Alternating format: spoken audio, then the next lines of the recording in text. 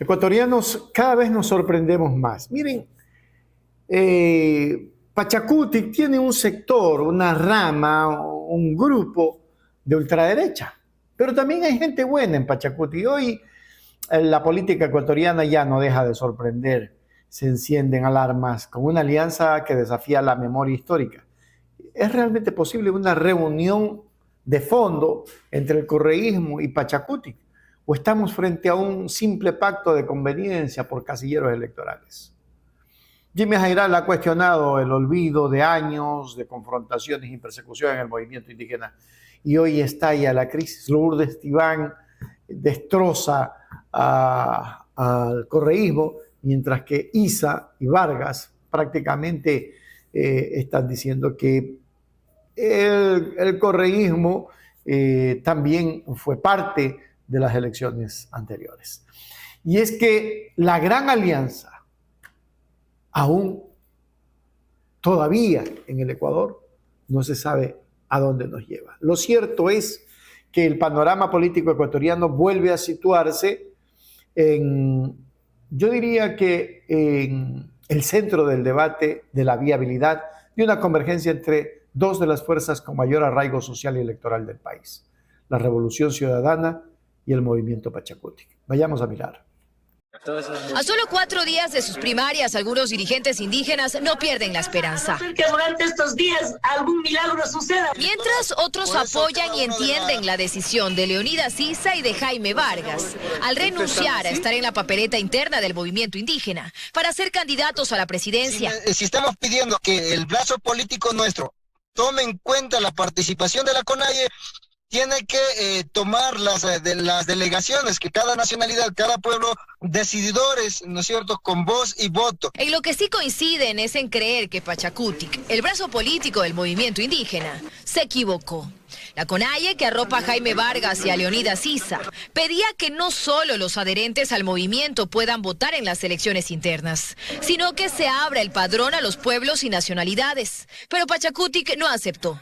Sin embargo, para Tibán hubo otro error aún más grave. El árbitro ya declaró un ganador, ese es el problema. Pues Pachacutic inicialmente mencionó a Yacu Pérez como su candidato único, dejando fuera a Issa y a Vargas. Lo que preocupa más a algunos dirigentes es que la fisura en el interior del movimiento ya se hizo evidente, precisamente en un momento donde creen que unidos tendrían grandes posibilidades en las próximas elecciones. Hay gente que no les interesa que el movimiento indígena se consolide, sino si es que se desbarata, mejor todavía, para ver cómo los otros partidos captan el voto del Pachacutic o de la CONAIE. En la CONAIE responden que no se quedarán encerrados en la discusión electoral.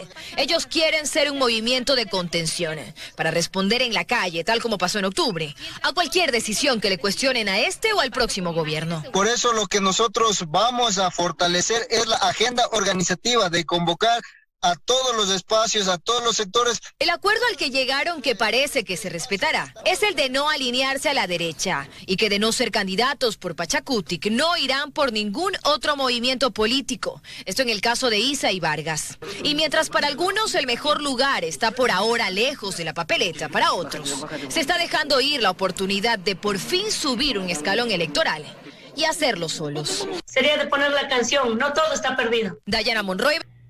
Y es que pese al historial entre ambas tiendas políticas, que está marcada por años de intensas confrontaciones, persecución, divergencias ideológicas de fondo y descalificaciones mutuas, figuras de la Revolución Ciudadana y líderes del movimiento indígena mantuvieron choques determinantes que no desaparecen con un acuerdo de papeleta. Por ello, analistas y sectores críticos cuestionan si realmente existió un viraje ideológico o simplemente un diálogo de base sincero entre ambas organizaciones, o simplemente se trata de un pacto pragmático donde el fin electoral busca justificar los medios, prescindiendo de las contradicciones que históricamente los han separado. Sigamos mirando.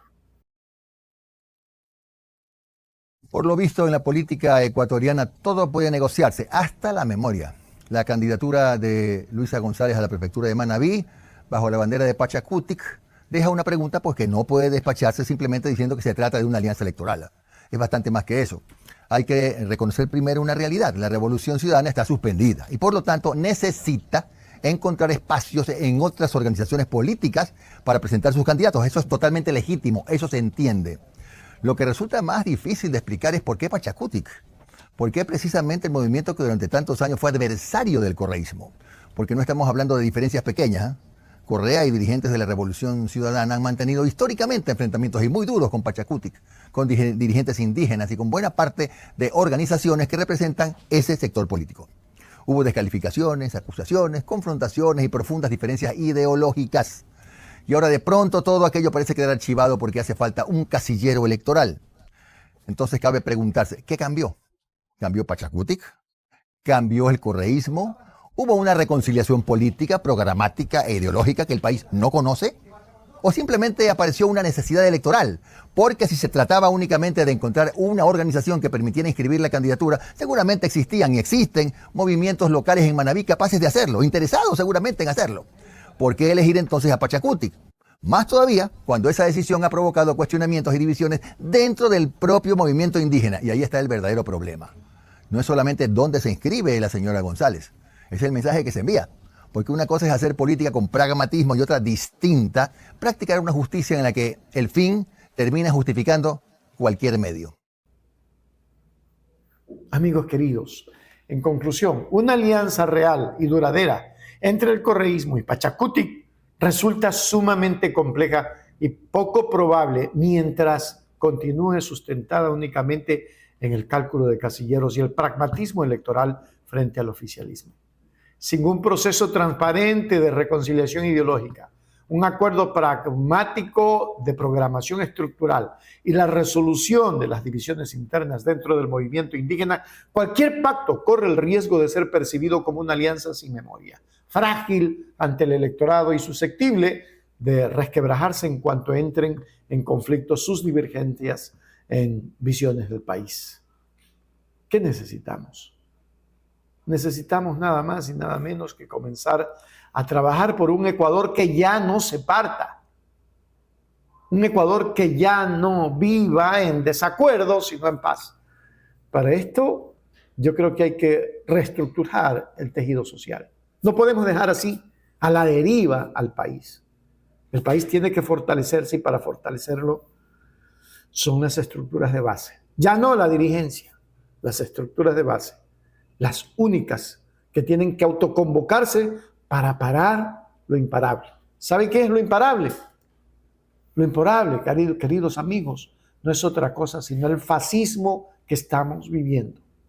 Un fascismo que nadie, absolutamente nadie, lo puede parar.